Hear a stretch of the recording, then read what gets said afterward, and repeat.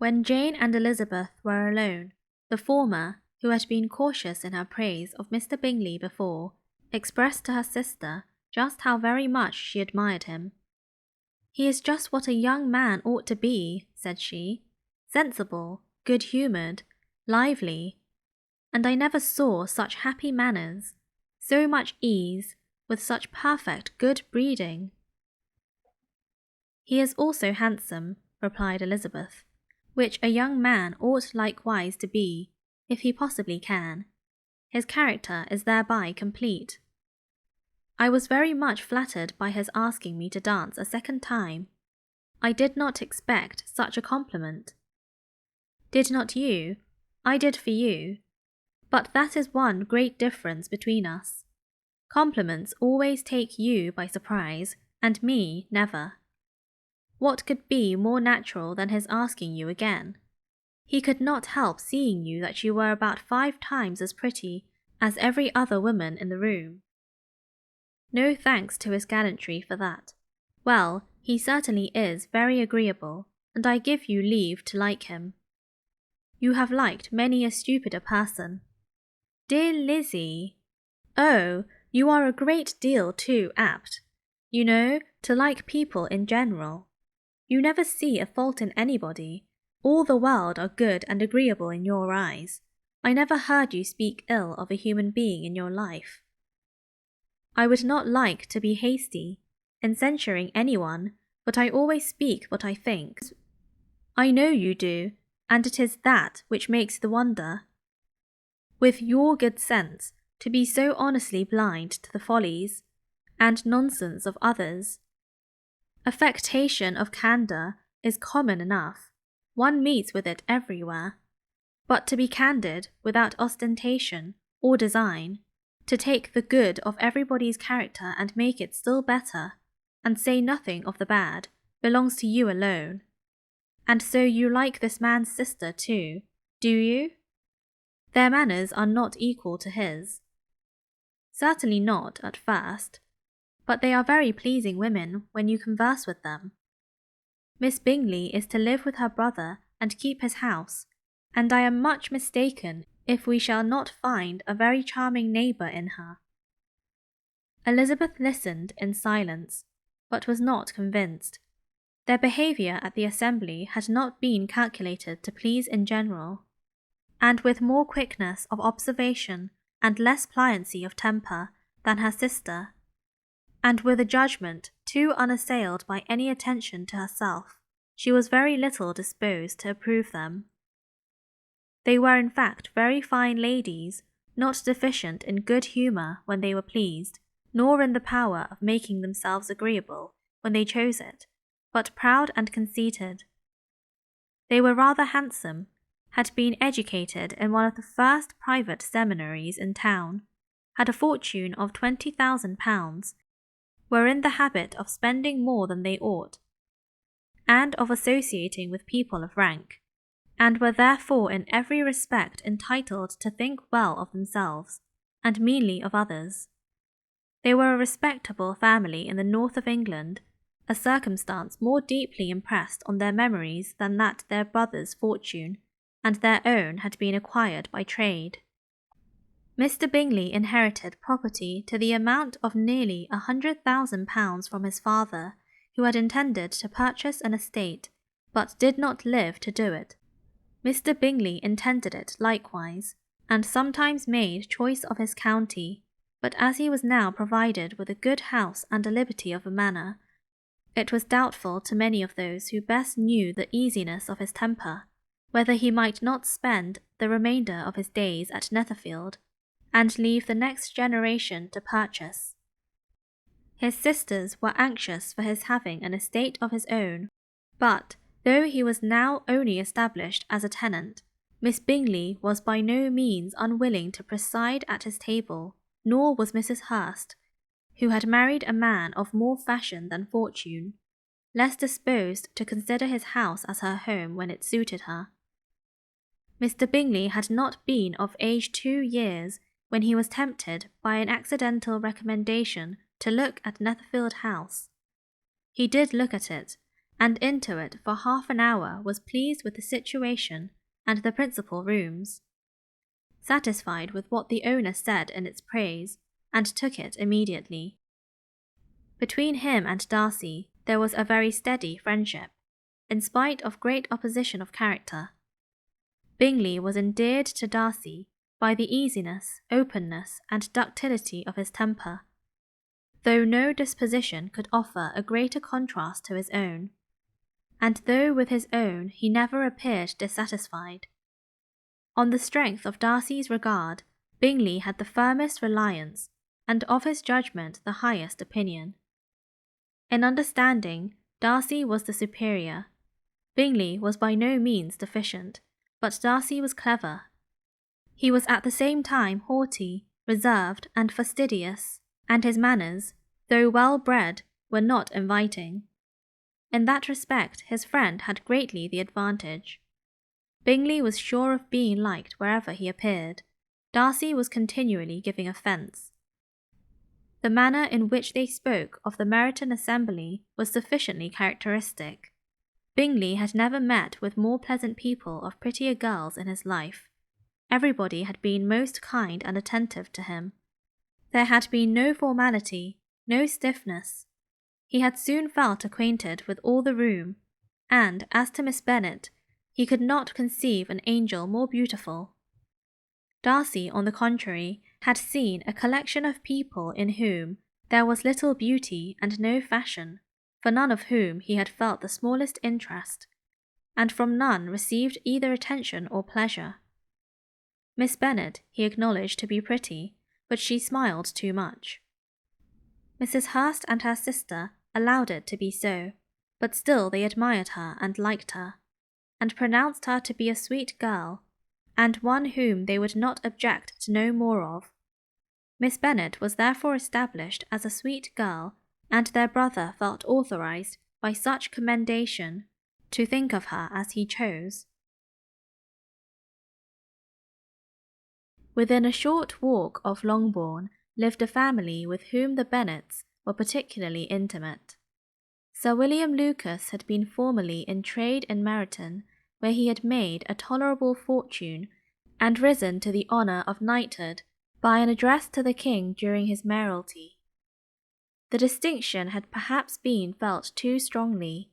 It had given him a disgust to his business, and to his residence in a small market town, and, in quitting them both, he had removed with his family to a house about a mile from Meryton, denominated from that period Lucas Lodge, where he could think with pleasures of his own importance, and, unshackled by business, occupy himself solely in being civil to all the world. For, though elated by his rank, it did not render him supercilious. On the contrary, he was all attention to everybody. By nature inoffensive, friendly, and obliging, his presentation at St. James's had made him courteous. Lady Lucas was a very good kind of woman, not too clever to be a valuable neighbour to Mrs. Bennet. They had several children. The eldest of them, a sensible, intelligent young woman, about 27, was Elizabeth's intimate friend. That the Miss Lucases and the Miss Bennets should meet to talk over a ball was absolutely necessary, and the morning after the assembly brought the former to Longbourn to hear and to communicate. "You began the evening well, Charlotte," said Mrs. Bennet, with civil self-command to Miss Lucas. "You were Mr. Bingley's first choice." "Yes, but he seemed to like his second better." "Oh, you mean Jane, I suppose, because he danced with her twice. To be sure, that did seem as if he admired her. Indeed, I rather believe he did. I heard something about it, but I hardly know what. Something about Mr. Robinson." "Perhaps you mean what I overheard between him and Mr. Robinson." "Did not I mention it to you? Mr. Robinson's asking him how he liked our Meryton assemblies, and whether he did not think there were a great many pretty women in the room, and which he thought the prettiest, and his answering immediately to the last question, 'Oh, the eldest Miss Bennet, beyond a doubt. There cannot be two opinions on that point.' Upon my word, well, that is very decided indeed. That does seem as if, but, however, it may all come to nothing, you know. My overhearings were more to the purpose than yours, Eliza, said Charlotte. Mr. Darcy is not so well worth listening to as his friend, is he? Poor Eliza, to be only just tolerable. I beg you would not put it into Lizzie's head to be vexed by his ill treatment, for he is such a disagreeable man, that it would be quite a misfortune to be liked by him. Mrs. Long told me last night that he sat close to her for half an hour without once opening his lips. Are you quite sure, ma'am? Is not there a little mistake? Said Jane. I certainly saw Mr. Darcy speaking to her. Ay, because she asked him at last how he liked Netherfield, and he could not help answering her, but she said he seemed quite angry at being spoke to. Miss Bingley told me, said Jane, that he never speaks much, unless among his intimate acquaintances. With them he is remarkably agreeable. I do not believe a word of it, my dear. If he had been so very agreeable, he would have talked to Mrs. Long, but I can guess how it was. Everybody says that he is eat up with pride, and I dare say he had heard somehow that Mrs. Long does not keep a carriage, and had come to the ball in a hack chaise. I do not mind his not talking to Mrs. Long, said Miss Lucas, but I wish he had danced with Eliza. Another time, Lizzie, said her mother. I would not dance with him if I were you. I believe, ma'am, I may safely promise you never to dance with him. His pride, said Miss Lucas, does not offend me so much as pride often does, because there is an excuse for it.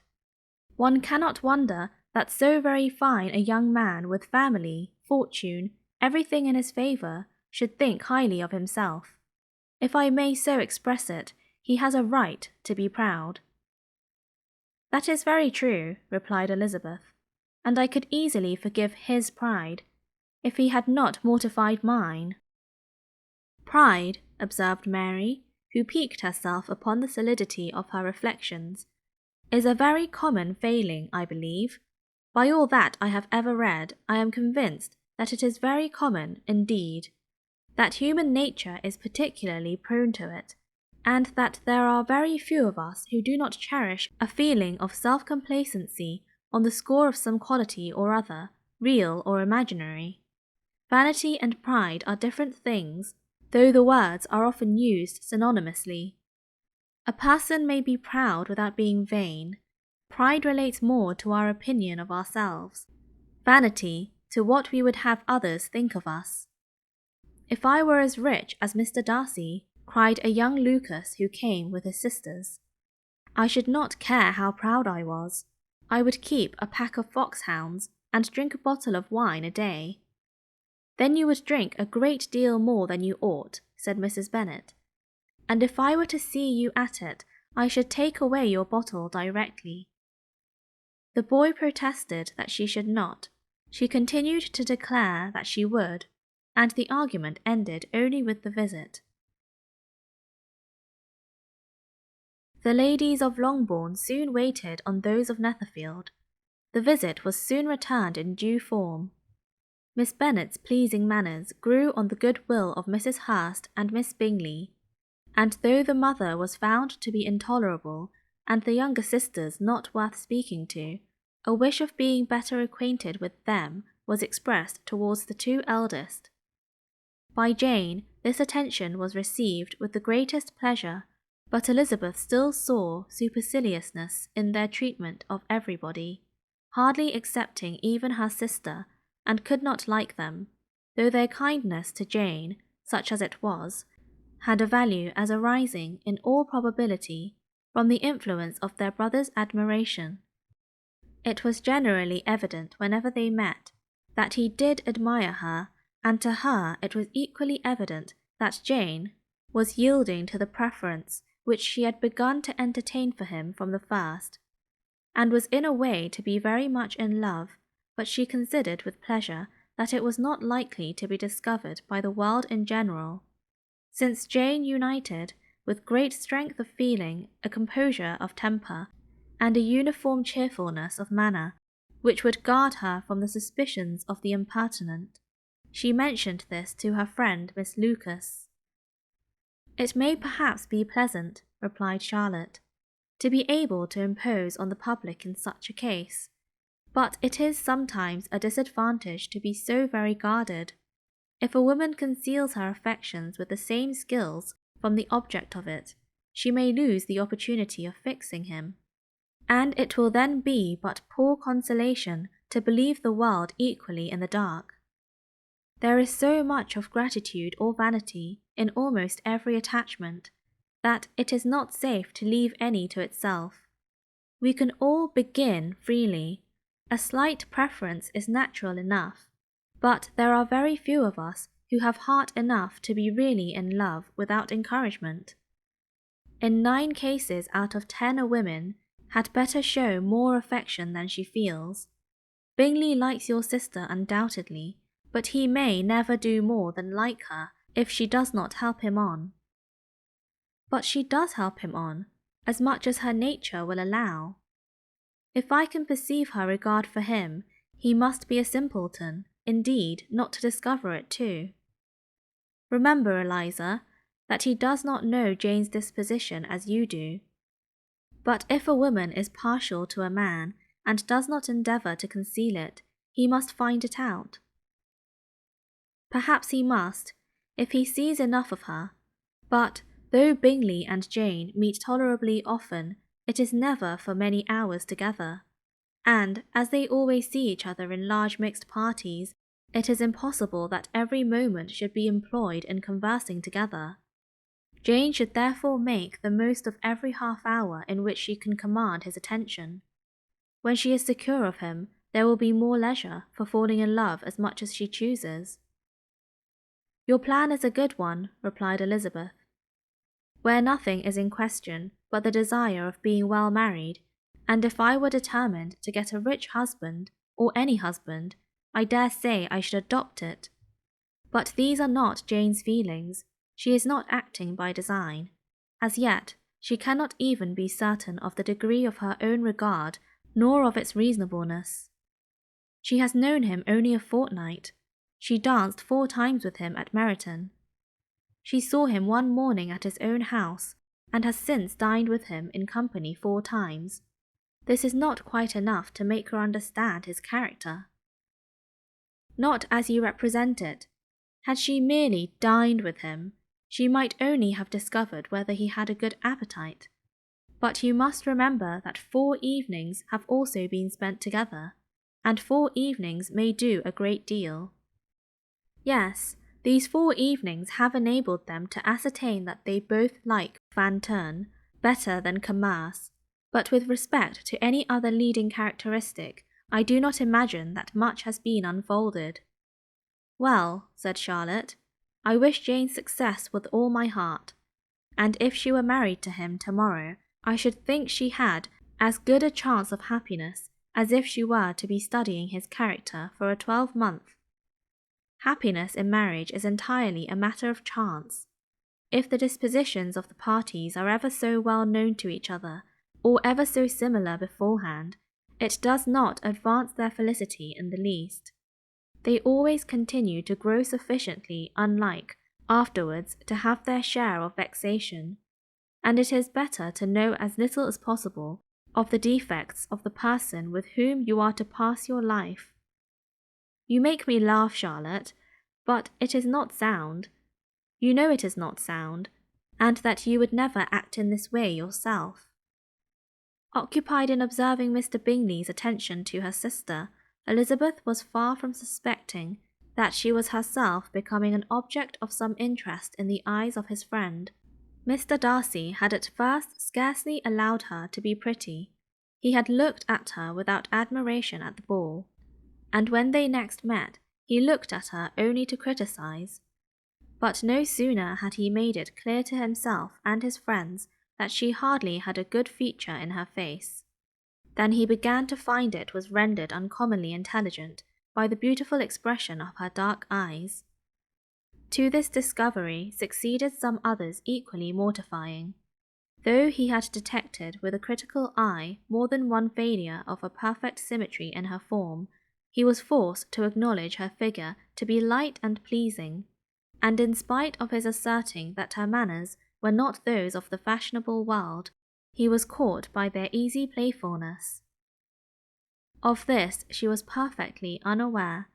To her he was only the man who made himself agreeable nowhere, and who had not thought her handsome enough to dance with. He began to wish to know more of her, and as a step towards conversing with her himself, attended to her conversation with others. His doing so drew her notice. It was at Sir William Lucas's, where a large party were assembled. "What does Mr. Darcy mean," said she to Charlotte, "by listening to my conversation with Colonel Forster?" "That is a question which Mr. Darcy only can answer. But if he does it any more, I shall certainly let him know that I see what he is about. He has a very satirical eye, and if I do not begin by being impertinent myself, I shall soon grow afraid of him." On his approaching them soon afterwards, though without seeming to have any intention of speaking, Miss Lucas defied her friend to mention such a subject to him, which immediately provoking Elizabeth to do it, she turned to him and said, "Did you not think, Mr. Darcy, that I expressed myself uncommonly well just now, when I was teasing Colonel Forster to give us a ball at Meryton?" "With great energy, but it is always a subject which makes a lady energetic." "You are severe on us." "It will be her turn soon to be teased," said Miss Lucas. "I am going to open the instrument, Eliza, and you know what follows." "You are a very strange creature, by way of a friend, always wanting me to play and sing before anybody and everybody. If my vanity had taken a musical turn, you would have been invaluable, but as it is, I would really rather not sit down before those who must be in the habit of hearing the very best performers." On Miss Lucas's persevering, however, she added, "Very well, if it must be so, it must," and gravely glancing at Mr. Darcy, "There is a fine old saying, which everybody here is of course familiar with, 'Keep your breath to cool your porridge,' and I shall keep mine to swell my song." Her performance was pleasing, though by no means capital. After a song or two, and before she could reply to the entreaties of several that she would sing again, she was eagerly succeeded at the instrument by her sister Mary, who having, in consequence of being the only plain one in the family, worked hard for knowledge and accomplishments, was always impatient for display. Mary had neither genius nor taste, and though vanity had given her application, it had given her likewise a pedantic air and conceited manner, which would have injured a higher degree of excellence than she had reached. Elizabeth, easy and unaffected, had been listened to with much more pleasure, though not playing half so well, and Mary, at the end of the long concerto, was glad to purchase praise and gratitude by Scotch and Irish airs, at the request of her younger sisters, who, with some of the Lucases and 2 or 3 officers, joined eagerly in dancing at one end of the room. Mr. Darcy stood near them in silent indignation at such a mode of passing the evening, to the exclusion of all conversation, and was too much engrossed by his thoughts to perceive that Sir William Lucas was his neighbour, till Sir William thus began. "What a charming amusement for young people this is, Mr. Darcy. There is nothing like dancing after all. I consider it as one of the first refinements of polished society." "Certainly, sir, and it has the advantage also of being in vogue amongst the less polished societies of the world. Every savage can dance." Sir William only smiled. "Your friend performs delightfully," he continued after a pause, on seeing Bingley join the group, "and I doubt not that you are an adept in the science yourself, Mr. Darcy. You saw me dance at Meryton, I believe, sir? Yes, indeed, and received no inconsiderable pleasure from the sight. Do you often dance at St. James's? Never, sir. Do you not think it would be a proper compliment to the place? It is a compliment which I never pay to any place if I can avoid it. You have a house in town, I conclude? Mr. Darcy bowed. I had once had some thought of fixing in town myself, for I am fond of superior society, but I did not feel quite certain that the air of London would agree with Lady Lucas. He paused in hopes of an answer, but his companion was not disposed to make any, and Elizabeth at that instant moving towards them, he was struck with the action of doing a very gallant thing, and called out to her, "My dear Miss Eliza, why are you not dancing? Mr. Darcy, you must allow me to present this young lady to you as a very desirable partner. You cannot refuse to dance, I am sure, when so much beauty is before you." And, taking her hand, he would have given it to Mr. Darcy, who, though extremely surprised, was not unwilling to receive it, when she instantly drew back, and said with some discomposure to Sir William, "Indeed, sir, I have not the least intention of dancing. I entreat you not to suppose that I moved this way in order to beg for a partner." Mr. Darcy, with grave propriety, requested to be allowed the honour of her hand, but in vain. Elizabeth was determined, nor did Sir William at all shake her purpose by his attempt at persuasion. "You excel so much in the dance, Miss Eliza, that it is cruel to deny me the happiness of seeing you, and though this gentleman dislikes the amusement in general, he can have no objection, I am sure, to oblige us for 1/2 hour. "Mr. Darcy is all politeness," said Elizabeth, smiling. "He is indeed, but, considering the inducement, my dear Miss Eliza, we cannot wonder at his complaisance, for who would object to such a partner?" Elizabeth looked archly, and turned away. Her resistance had not injured her with the gentleman, and he was thinking of her with some complacency, when thus accosted by Miss Bingley. "I can guess the subject of your reverie. I should imagine not. You are considering how insupportable it would be to pass many evenings in this manner, in such society, and indeed I am quite of your opinion. I was never more annoyed. The insipidity, and yet the noise, the nothingness, and yet the self-importance of all those people. What would I give to hear your strictures on them? Your conjecture is totally wrong, I assure you. My mind was more agreeably engaged. I have been meditating on the very great pleasure which a pair of fine eyes in the face of a pretty woman can bestow." Miss Bingley immediately fixed her eyes on his face, and desired he would tell her what lady had the credit of inspiring such reflections. Mr. Darcy replied with great intrepidity, "Miss Elizabeth Bennet." "Miss Elizabeth Bennet," repeated Miss Bingley. "I am all astonishment. How long has she been such a favourite? And pray, when am I to wish you joy?" "That is exactly the question which I expected you to ask. A lady's imagination is very rapid. It jumps from admiration to love, from love to matrimony, in a moment. I knew you would be wishing me joy. Nay, if you are serious about it, I shall consider the matter is absolutely settled. You will be having a charming mother-in-law, indeed, and, of course, she will always be at Pemberley with you." He listened to her with perfect indifference while she chose to entertain herself in this manner, and as his composure convinced her that all was safe, her wit flowed long.